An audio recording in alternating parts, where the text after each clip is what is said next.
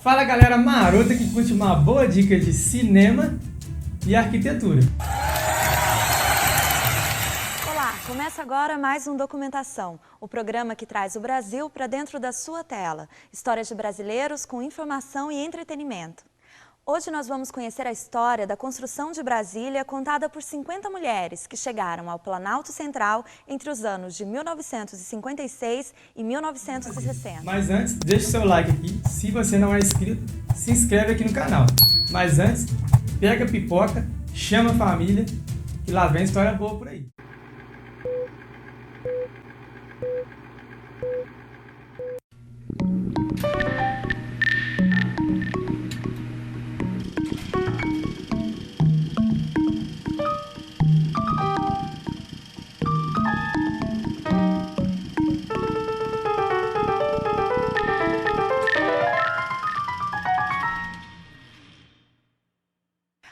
São mulheres das mais diferentes profissões e classes sociais que dão depoimentos cheios de emoção. O documentário é uma nova e feminina forma de recuperar a história da mudança da capital para o interior do país. Tempos de poeira e entusiasmo para contribuir com o sonho de Juscelino Kubitschek, Niemeyer e Lúcio Costa. Poeira e Batom no Planalto Central, de Tânia Fontinelli Mourão e Tânia Quaresma. Hoje vamos assistir a primeira parte do documentário. Na semana que vem o filme continua. Vamos ver. Brasília é a mulher que teve coragem de ir para dentro do país e fazer o país florescer. Em meio à terra virgem desbravada, na mais esplendorosa alvorada, sorri como um sorriso de criança, um sonho transformou-se em realidade, surgiu a mais fantástica cidade. Brasília, capital da esperança. Nós somos acostumados com a poeira e com a lama, porque a gente tomava banho, passava um pó e aí um batom e vinha, né?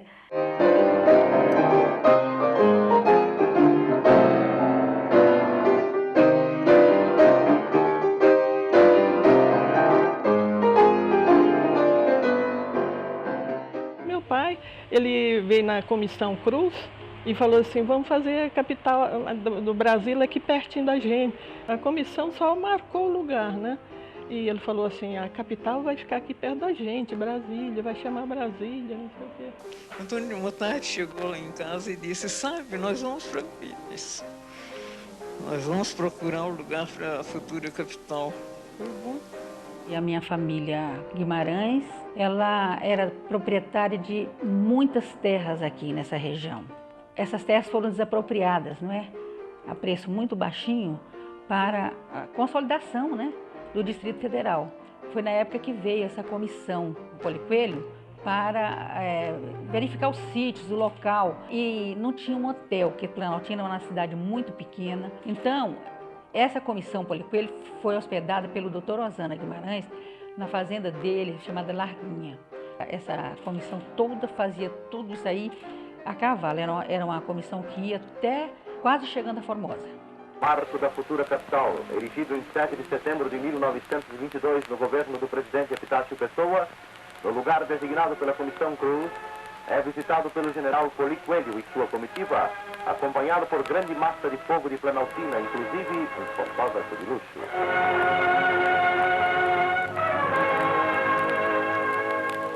O jovem Antônio Soares Neto, Toniquinho, levantou o braço. Ele disse, se eleito for, o senhor cumprirá o dispositivo constitucional que determina a transferência da capital do Rio de Janeiro para o Planalto Central? Quando a Toniquinho me colocou o problema, respondi prontamente. Se a Constituição exige a construção da nova capital do Brasil, vou respeitá-la e construirei a nova capital do Brasil, no Planalto Central. E fez a nossa capital em 3 anos e 11 meses. A Fazenda do Gama foi um dos primeiros contatos para marcar aonde seria o Catetinho, que seria a moradia do Juscelino. Ele morava no Palácio do Catete, daí Catetinho, né? Um belo dia, Dona Sara me telefonou e me convidou para vir a Brasília para o lançamento da pedra fundamental da Catedral Metropolitana. Daí nós fomos para a inauguração. Foi uma missa campal. Eles tinham armado uma tenda maravilhosa. Todos os meios de transporte foram usados para que aproximadamente 15 mil pessoas pudessem estar presentes à primeira missa realizada em Brasília, a futura capital do Brasil.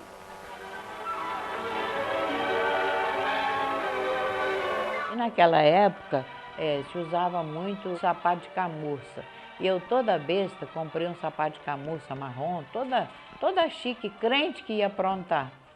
Quando cheguei aqui, que a gente foi saltar do carro para entrar na missa, o sapato endureceu no pé, porque enfiamos o pé na lama e o sapato ficou duro no pé. Para tirar depois foi uma dificuldade. Eu acho que se não houvesse mulheres em Brasília, Brasília não teria sido construída como foi.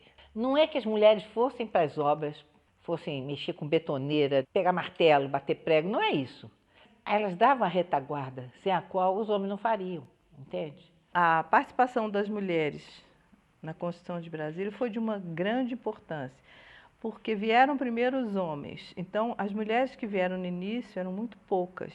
E tinha outras que estavam na frente, né? Como teve engenheira, teve um monte de mulheres que na época não era uma coisa muito comum.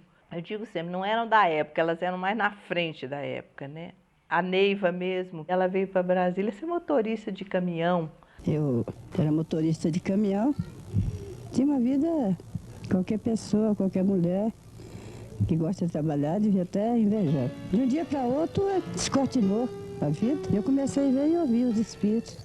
Mamãe trabalhava à noite, quase a noite inteira, em cima de uma prancheta, fazendo a medição das fazendas, ajudando meu pai, porque ele saía para o campo e ela ficava em casa.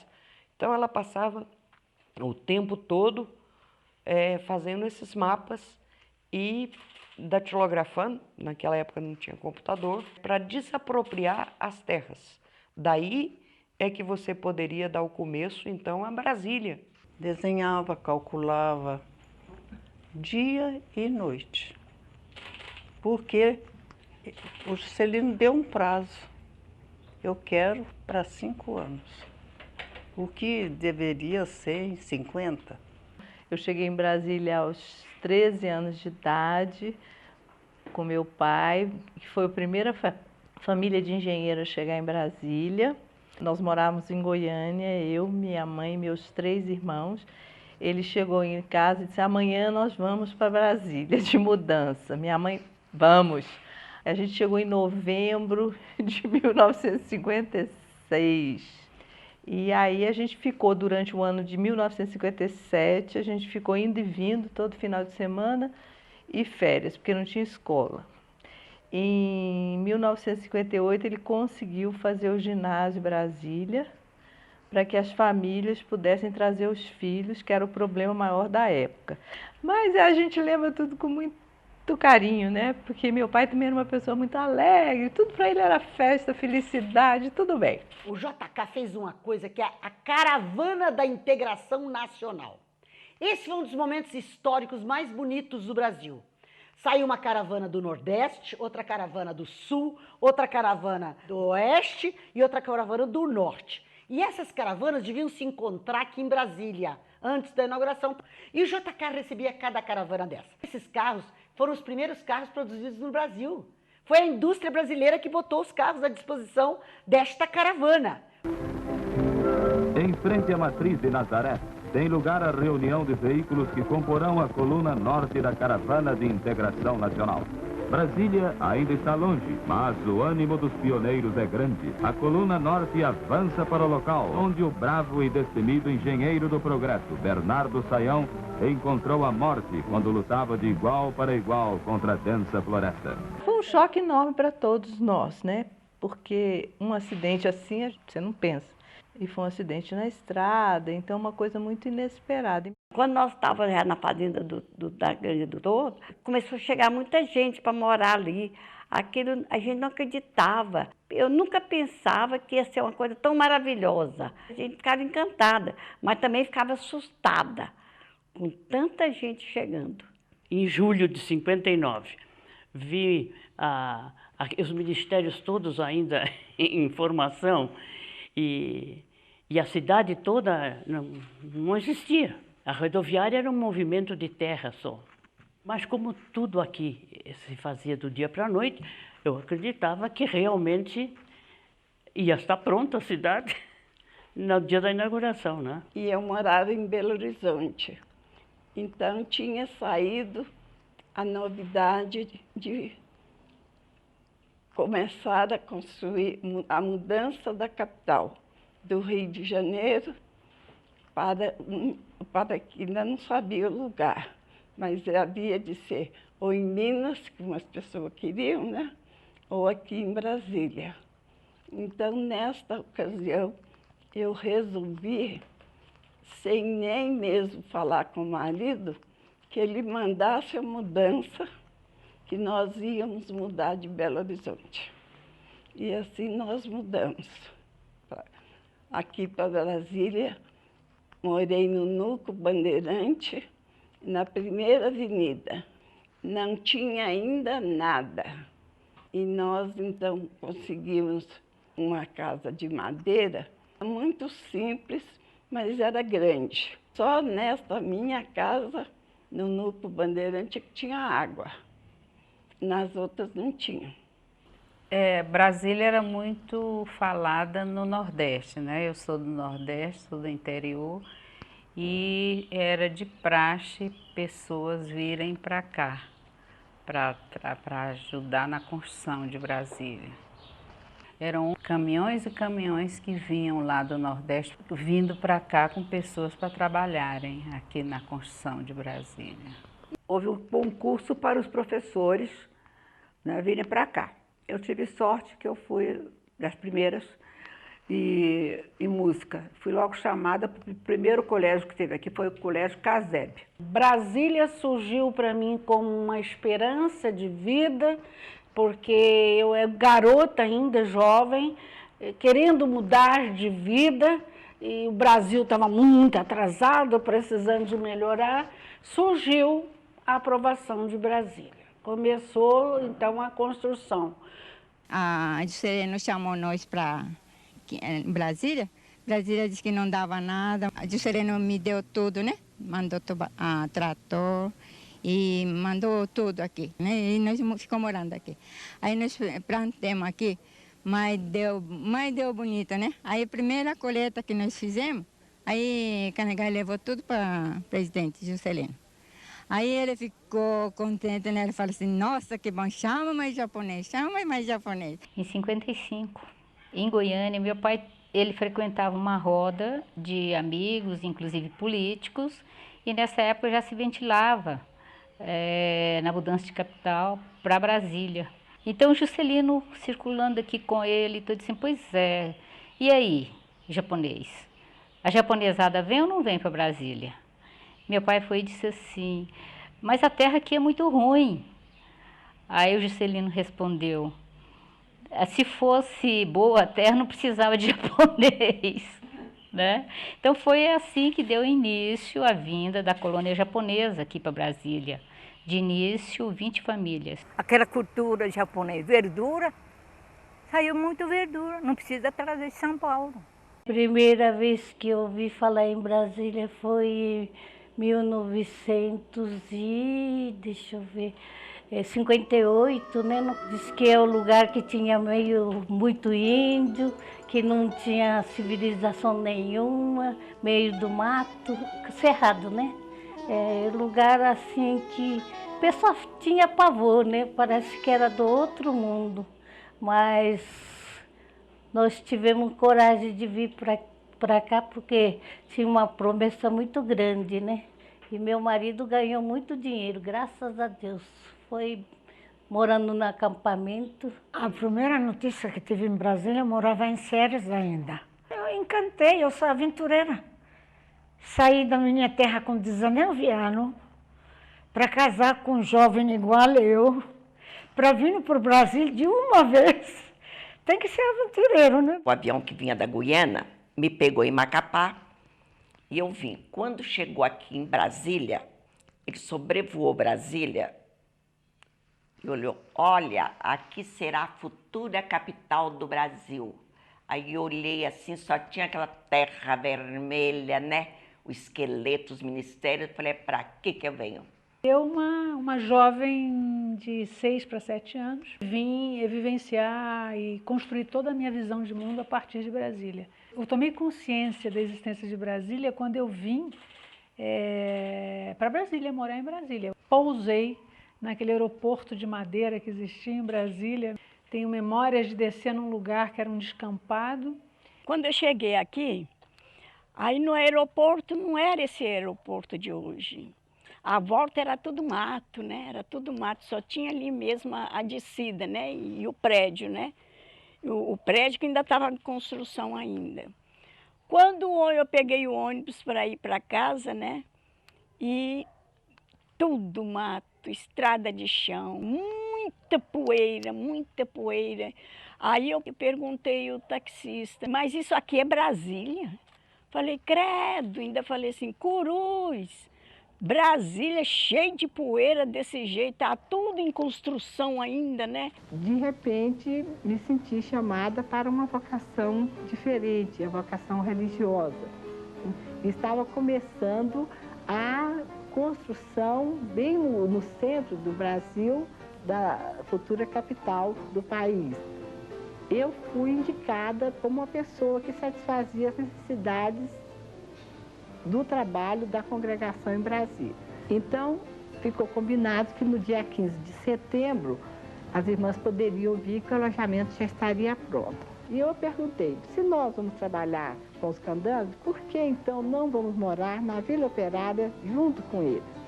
E disseram que a administração da Nova Cap não achou muito bom, porque queria que as irmãs também trabalhassem junto às senhoras que já existiam, dinamizando mais a Associação das Pioneiras Sociais, que tinha sido criado no Rio de Dona Sara e tinha sido recém-criado um núcleo em Brasília, com a presidência da dona Coraci, esposa do doutor Israel. E que também, morando muito ali, as irmãs iam ser assediadas dia e noite e realmente não iriam aguentar. Mas eu continuei pensando que o ideal teria sido isso, a gente se identificar inteiramente com a população com quem a gente iria trabalhar. Vim de Currais Novos, no Rio Grande do Norte, de Pau de Arara. Tem uma lona, cobre o carro, né? E tem bancos assim, a gente vai sentando juntinho, vai sentando até completar aquele caminhão de gente. O joelho encostando nas costas do outro, o menino vem no colo ali, espremidinho. Eu mesmo vinha grávida, né? No barrigão só vendo. Quando chegava no lugar que a gente descia todo mundo, assim, no mato, perto de um córrego. Quem trazia comida pronta, dava um jeito de esquentar. E subia novamente. Terminamos a viagem com 10 dias. Eu fui a Friburgo e lá eu conheci meu marido que trabalhava no Banco do Brasil. Nós procuramos uma nova moradia. O pai dele, no princípio do ano 57, telefonou para o meu marido e disse, escuta, eu li no jornal que vai abrir agência provisória no Núcleo Bandeirante do Banco do Brasil, onde vai ser construída a nova capital. Uma vida nova que nós queríamos começar e uma capital nova ser construída, e se combinava. E cheguei aqui antes da inauguração e olhei assim, tudo muito seco, não tinha folhas verdes. No aeroporto eu escrevi um poema sobre isso. Busco o verde das folhas numa busca sem fim. Mas o que eu busco, por certo, é o verde dentro de mim. Era um negócio, assim, estranhíssimo para mim. Cada lado que eu olhava era coisa subindo, construindo, os lacerdinhas voando. Era, assim, fantástico, era uma aventura. Eu acredito que naquela época, até 1964, Brasília era o paraíso, era a liberdade, era o campo fértil para você realizar qualquer projeto de vida. Aqui em Brasília, eu aprendi a ser independente. ser uma mulher assim que podia expressar no meio político, no meio social, dos empresários que estavam em Brasília. Eu podia chegar para eles, reivindicar direitos para empregados deles, entendeu? O papel das mulheres naquela época era uma seriedade fora de série. Era uma coisa muito boa. Era um conjunto, assim, parecia uma família. Representava muita coisa. Naquele tempo aqui a senhora não sabia quem era o bom, quem era o ruim. Parecia uma irmandade. A dona Sara Kubitschek, ela morou numa casa de madeira. Ela morou. Então, eu digo para a senhora, todo mundo era igual. Ser mulher em Brasília não era fácil, porque faltava tudo, na realidade. E meu marido resolveu comprar uma Kombi, porque nós íamos frequentemente à Cidade Livre, o Núcleo Bandeirante, né? Para comprar carne, não tínhamos açougue aqui, não tínhamos nada. E das quitandas, comprar legumes, frutas, tudo isso. Ser mulher naquela época era como se você fosse um botão de rosa perfumado ali naquele lugar, ali na presença deles, sabe? Que eles admiravam e sentiam a alegria de ter um perfume de uma flor ali por perto, né? O que seria desses trabalhadores se não tivesse essas mulheres ali dispostas também a suar e trabalhar ali? Eu tenho muito orgulho de ser pioneira. Naquela época, ser mulher era uma coisa muito difícil. Porque, lembrando que nós estamos no final das décadas de 50 para 60, que é quando começou a emancipação, dizem, a emancipação da mulher. Então, quem era arrojada, como eu fui naquela época, saí da casa dos meus pais, bem instalada, né, com emprego fixo, universitária, e eu iria, então, no caso, para o centro do país para trabalhar aqui, após seleção, né? Eu acho que foi muito difícil para a mulher.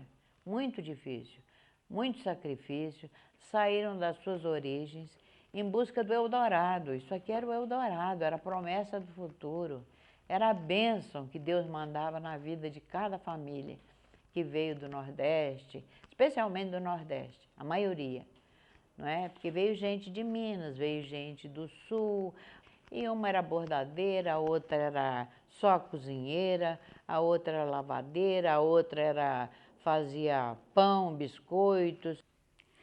Olha, naquele começo, principalmente, as mulheres elas são parceiras dos homens. A gente percebia que os homens que estavam sozinhos, o rendimento não era o mesmo. Eu vi muitas vezes discussões assim do padre orientando lá, por exemplo, do esposo buscar a esposa, né? Fizemos uma viagem memorável. Viemos de jipe, do Rio de Janeiro até Brasília, em 7 dias dentro de um jipe. E por estradas que não existiam, que nós criamos. Quando chegamos em Goiânia, depois de aventuras mil, algumas muito perigosas, corremos risco de vida várias vezes, lá as pessoas não acreditavam que nós tivéssemos vindo do Rio de Janeiro. Eu olhei e vi uma série de casinhas, que na época era Cidade Livre. Aí eu fiquei olhando e me apaixonei, sinceramente. Foi amor à primeira vista. Havia necessidade imensa de interiorizar a capital. Não era possível continuar o Brasil crescendo só no litoral como se fosse caranguejo. Não tinha condição. Chegamos na Cidade Livre. Meu marido já tinha feito uma casinha para nós. Nós botamos armazém porque queríamos trabalhar de tudo. Então eu ficava na porta, falava, vamos entrar. Eles entravam, não deixavam ninguém sair sem comprar. Um cafezinho, uma água, uma fruta. E comecei a cativar os fregueses. 58, 59, 60 na inauguração, em 3 anos eu fiz tantos partos que eu não sei quantos foram. Atendia nos acampamentos. E era longe para sair de uma construção para outra construção. E eu com a bolsa de parto, que eu levava até água fervida para dar um banhozinho, porque chegava lá não tinha água às vezes. Então era luva, material instrumental cirúrgico e água, e remédio para os olhos de neném, tudo tinha que levar. Então eu fui mais útil vindo para cá do que eu imaginei. O tio Antônio pediu, disse, Luísa, não vai embora daqui agora, que minha mulher vai ganhar neném. E não tem ninguém, aqui não tem mulher, não tinha quase mulher aqui. Aqui não tem ninguém. Eu digo, tá bom. Aí ele disse, o que é que eu vou fazer? Ele disse, não, eu vou arranjar uns homens para tu dar comida. Aí arranjou assim nas firmas por ali, umas 10 pessoas. Eu cozinhava carne, verdura e feijão. Tinha uns fogões redondos assim, com um negócio no meio assim, que ele botava querosene. O Núcleo Bandeirante era muito assim, de gente. Eu fiz um barraco lá na invasão do IAPI. E meu marido fez uma casa grande e começou a vir nordestino. Só trabalhava para dar comida a esse povo. Lá no Núcleo Bandeirante, todo mundo ali trabalhava. Tinha gente que pegava a roupa dos policiais e vivia daquilo, para lavar. Era 6 contos, eu não me lembro o nome do dinheiro. Eu lavava a roupa lá do meu irmão e do pessoal que era para me ganhar dinheiro, que eu tinha que mandar o dinheiro para o Piauí, poxa, eu tinha que trabalhar, era. Você lavava aquele monte de roupa, a polícia te dava 6 mil réis, era dinheiro demais. Eu mandava não sei quanto para minha terra e eu ainda ficava com dinheiro. E eu só andava bonita. Eu ia ao cinema, comia bem, sobrava dinheiro. O emprego público em Brasília, você sabe ler? Sei. Dê sua carteira. Você já era uma funcionária pública. Na minha época, tem gente aí que ganha muito bem, que entrou na Nova Cap, contador de tijolo carregando. Foram contratados, foram reclassificados, engenheiro, contador. Por quê? Disseram que era contador e naquele tempo não tinha esse negócio. Traz de prama. O hospital lá era de madeira. Era IAPI naquela época, que atendia os funcionários, os empregados das obras, não é? Na verdade, os primeiros tempos não havia consultório. Era só parto. Era parto atrás de parto. Cheguei a alguma ocasião a fazer 20 partos numa noite. O trabalho das mulheres, vamos dizer, foi um trabalho muito intensivo, porque se trabalhava dia e noite. E o hospital não tinha estrutura, não tinha nada. O ensino era uma utopia, né? Era Juscelino, era Darcy Ribeiro, era Anísio Teixeira, só se falava nisso. Eu dava aula no CASEB nos 2 turnos, de 8 a meio-dia. Eu tinha meio-dia 2 para almoçar. 15 para as 2 eu saía para recomeçar o outro turno da tarde. Então eu ficava em 2 turnos, 40 horas por semana. Sábado, os alunos que queriam dar aula de piano, né? Então eu praticamente ficava o sábado repleto de alunos de piano, de manhã à noite. Eu só tinha o domingo para descansar, né? Então a minha vida correu assim. As nossas aulas eram calcadas muito em cima do cachaçinha. Não sei se vocês se lembram daquele que a gente passava as folhas, o mimeógrafo. O mimeógrafo, que era movido a álcool, toda escola tinha um. Era o computador de hoje, era a impressora do computador de hoje. A primeira escola classe era no acampamento dos engenheiros. Ela chama Escola Júlia Kubitschek, por causa da mãe do nosso presidente, né? Puseram o nome na escola. Era muito bem organizada, era de 2 andares. Servíamos lanche porque era o propósito dos pioneiros de educação de Brasília de mudar a maneira do ensino no Brasil. Então, quiseram começar por Brasília, que era para a criança ficar o dia todo na escola. Quais crianças que frequentavam? Desde filho de médico até o filho dos empregados.